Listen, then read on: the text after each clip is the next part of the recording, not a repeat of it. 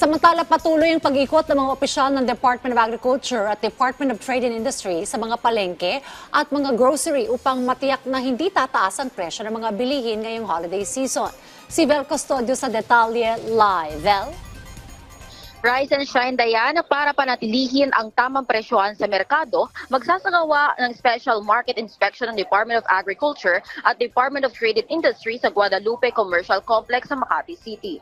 Susuyurin ng dalawang ahensya ang lahat ng section sa palengke na nagbebenta ng gulay, karne, bigas at iba pang basic necessities and prime commodities.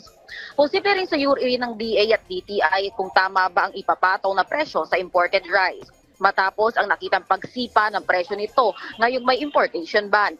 Gayong sapat at sobra-sobra pa ang supply nito sa mga bodega dahil sa dami na imported rice na pumasok sa bansa.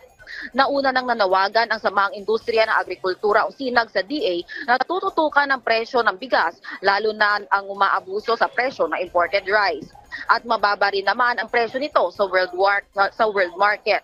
Posibleng tutukan ng DA at DTI kung nasusunod ba ang maximum suggested retail price para sa premium imported rice.